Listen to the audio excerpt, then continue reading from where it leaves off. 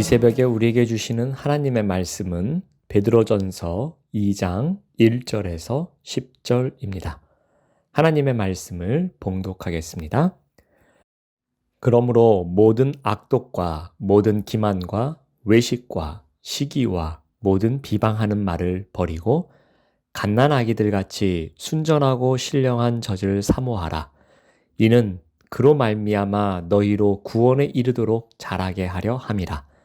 너희가 주의 인자하심을 맛보았으면 그리하라. 사람에게는 버림바가 되었으나 하나님께는 택하심을 입은 보배로운 산돌이신 예수께 나아가 너희도 산돌같이 신령한 집으로 세워지고 예수 그리스도로 말미암아 하나님이 기쁘게 받으실 신령한 제사를 드릴 거룩한 제사장이 될지니라. 성경에 기록되었을 때 보라 내가 택한 보배로운 모퉁이 돌을 시온에 두노니 그를 믿는 자는 부끄러움을 당하지 아니하리라 하였으니 그러므로 믿는 너희에게는 보배이나 믿지 아니하는 자에게는 건축자들이 버린 그 돌이 모퉁이의 머릿돌이 되고 또한 부딪히는 돌과 걸려 넘어지게 하는 바위가 되었다 하였느니라. 그들이 말씀을 순종하지 아니하므로 넘어지나니 이는 그들을 이렇게 정하신 것이라. 그러나 너희는 택하신 족속이요 왕 같은 제사장들이요 거룩한 나라요 그의 소유가 된 백성이니 이는 너희를 어두운 데서 불러내어 그의 기이한 빛에 들어가게 하신 그의 아름다운 덕을 선포하게 하려 하심이라. 너희가 전에는 백성이 아니더니 이제는 하나님의 백성이요 전에는 긍휼을 얻지 못하였더니 이제는 긍휼을 얻은 자니라. 아멘. 이제는 하나님의 백성이요 라는 제목으로 함께 말씀을 나누겠습니다. 예수 그리스도를 나의 구주로 믿고 하나님의 자녀가 된 성도에게는 새로운 정체성이 부여됩니다. 베드로는 구약시대에 주어진 약속들이 그리스도로 성취되었음을 선포하면서 신약시대의 성도들도 그 연속성 위에 있음을 강조하고 있습니다. 먼저 베드로전서 2장 10절의 앞부분을 보시면은 너희가 전에는 백성이 아니더니 이제는 하나님의 백성이요. 베드로는 구약의 표현들을 빌려 하나님의 백성이 어떤 것인지 이야기합니다.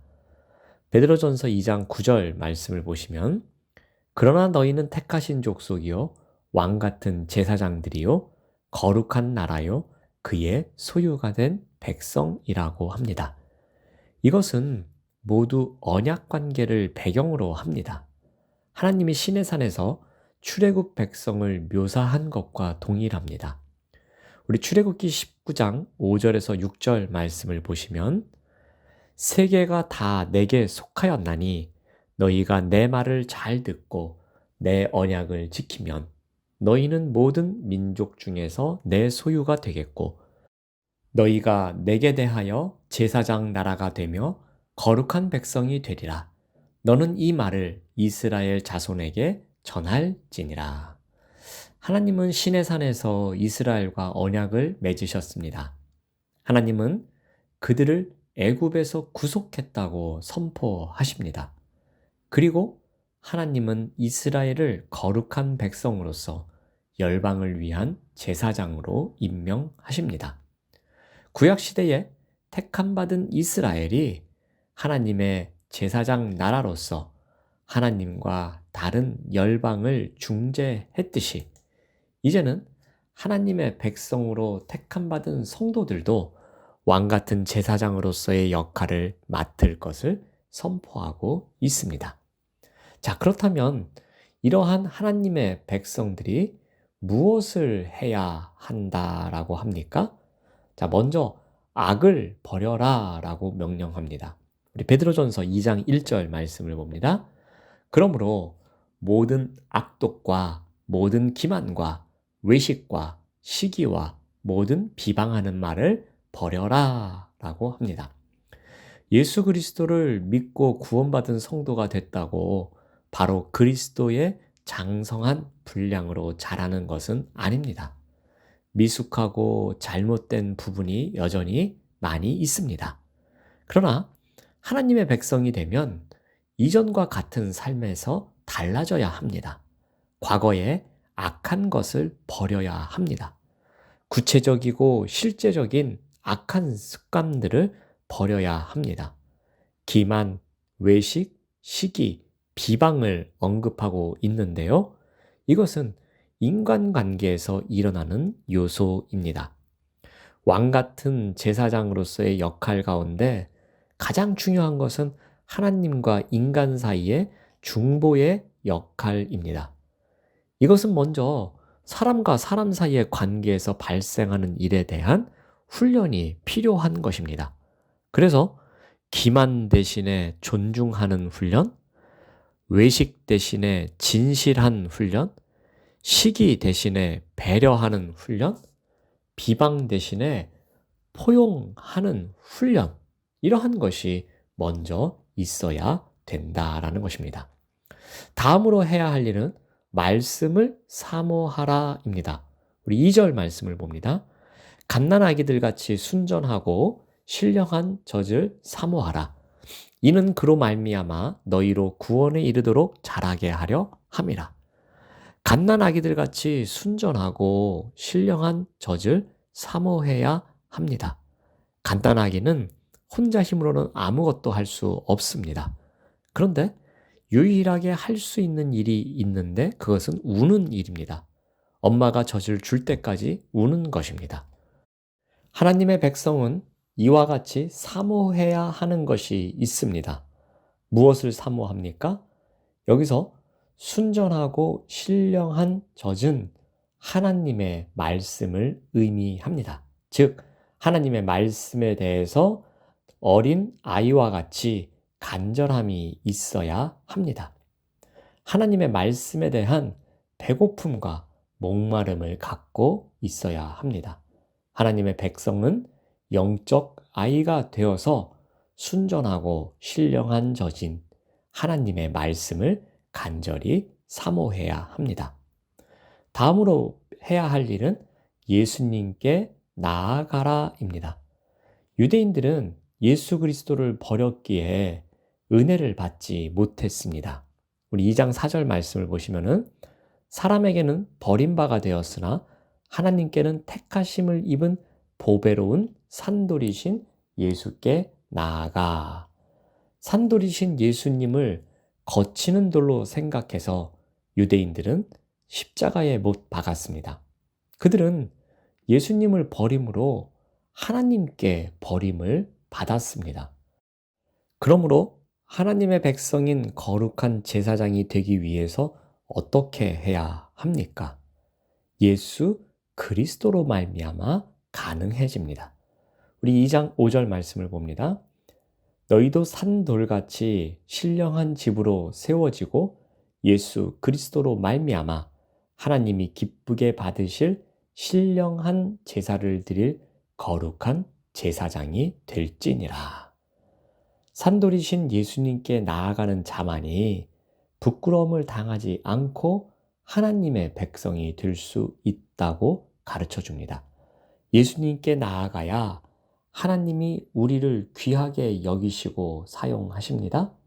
예수님께 나아가야 택함받은 족속이요 왕같은 제사장이요 거룩한 나라요 하나님의 소유된 백성이 되는 것입니다.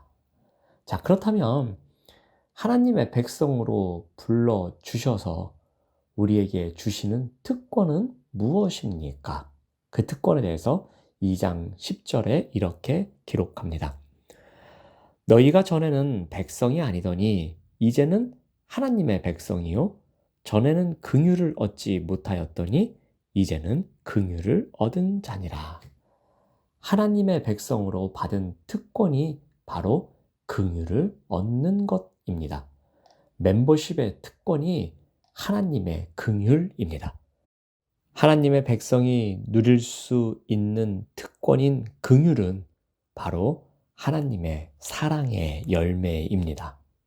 하나님의 사랑의 열매인 긍휼이 인생의 나무 여기저기에 매달려 있기에 우리가 누릴 수 있는 특권이 있는 것입니다. 사랑의 열매가 우리를 존재케 합니다. 사랑의 열매가 우리의 영을 살찌게 합니다. 사랑의 열매가 우리의 믿음을 성숙해 합니다. 사랑의 열매가 우리의 공동체를 온전히 세워가게 합니다. 하나님의 긍휼이 특권으로 주어졌기에 우리는 아무리 부족하더라도 하나님의 백성으로 살아갈 여지가 있는 것입니다. 하나님은 우리를 하나님의 백성으로 부르셨습니다. 그래서 택하신 족속이요, 왕같은 제사장들이요, 거룩한 나라요, 소유가 된 백성으로 정체성을 부여해 주셨습니다.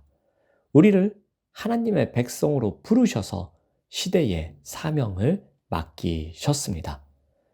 그 시대적 사명에는 책임이 있습니다. 그러므로 우리는 악을 버려야 하며 말씀을 사모해야 하며 예수님께 나아가는 삶을 살아야 합니다. 그래야 우리에게 특권을 주십니다. 긍휼이라는 하나님의 사랑의 열매를 주십니다. 그런데 이 특권은 우리만 누리는 것이 아닙니다.